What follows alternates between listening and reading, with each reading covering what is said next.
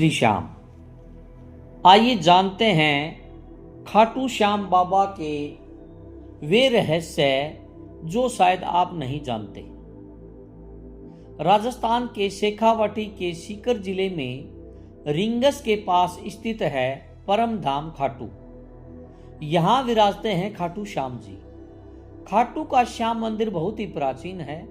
यहाँ पर प्रतिवर्ष फाल्गुन माह में शुक्ल षष्ठी से 12 तक यह मेला लगता है।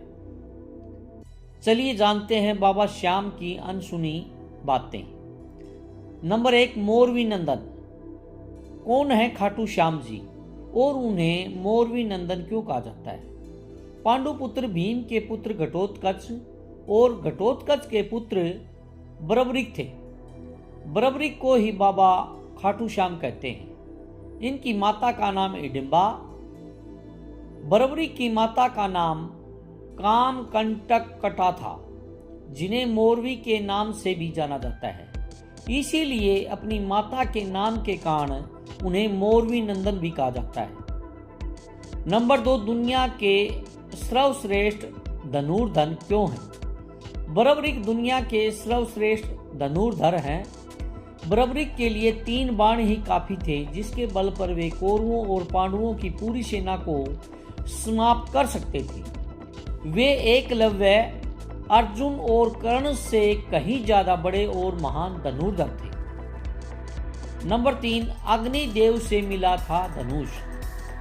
बरबरीक वीर योद्धा थे और तीनों लोगों को जीतने की सामर्थ्य रखते थे। बरबरीक ने अपनी मां से ही युद्ध कला सीखी थी और भगवान शिव को अपनी कठोर तपस्या से प्रसन्न किया तथा 3 अमोघ बाण भी प्राप्त किए थे। इसी कारण उन्हें 3 बाणधारी के नाम से भी जाना जाता है। बरबरीक से प्रसन्न होकर अग्निदेव ने धनुष प्रदान किया था।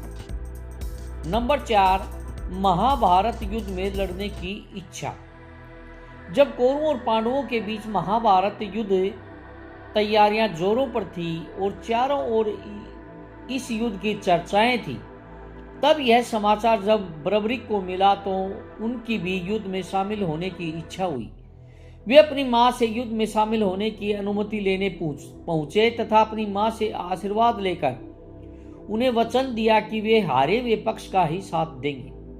नीले रंग के घोड़े पर सवार होकर युद्ध में शामिल होने के लिए निकल पड़े। युद्ध के मैदान में भीम पौत्र बरबरीक दोनों खेमों के मध्य बिंदु एक पीपल के वृक्ष के नीचे खड़े हो गए और यह घोषणा कर डाली कि मैं उस पक्ष की तरफ से लड़ूंगा जो हार रहा होगा। बरबरीक की इस घोषणा से कृष्ण चिंतित हो गए। बाद में ब्राह्मण बनकर श्री कृष्ण ने उनका शीश दान में मांग लिया। नंबर 5, शीश दान। बरबरीक द्वारा अपने पिता में पांडवों की विजय हेतु स्वेच्छा के साथ शीश दान कर दिया गया। बरबरीक के इस बलिदान को देखकर दान के पश्चात श्री कृष्ण ने बरबरीक को कलयुग में श्याम के नाम से पूजित होने का वरदान दिया। आज बरबरीक को खाटू श्याम के नाम से पूजा जाता है। जहां कृष्ण ने उनका शीश रखा था उस स्थान का नाम खाटू है। तभी तो उन्हें कहते हैं मां श्यवम पराजित है, अर्थात जो हारे हुए हैं और निराश लोगों को सहारा प्रदान करता है। यानी हारे का सहारा खाटू श्याम हमारा। लेकिन वचन देने के कारण बरबरीक ने प्रार्थना की कि आप अपने वास्तविक स्वरूप को दें।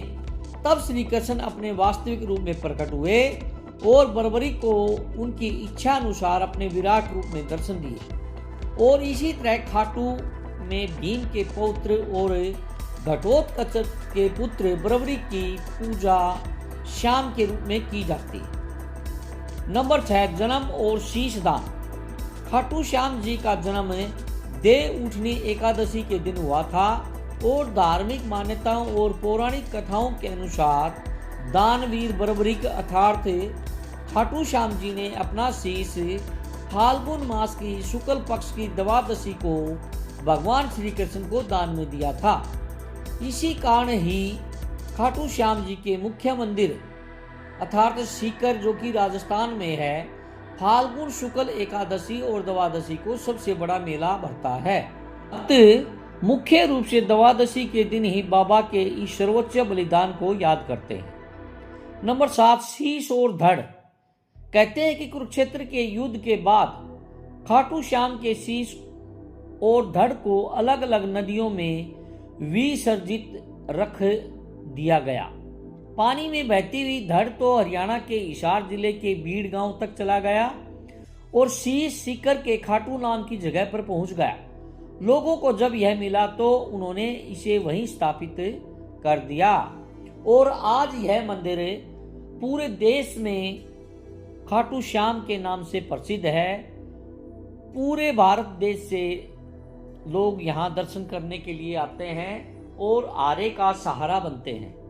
तो आपको खाटू श्याम से संबंधित यह जानकारी कैसी लगी, प्लीज लाइक, सब्सक्राइब एवं कमेंट करके जरूर बताइएगा। जय श्री श्याम, आरे का सहारा की जय हो, खाटू नरेश की जय हो।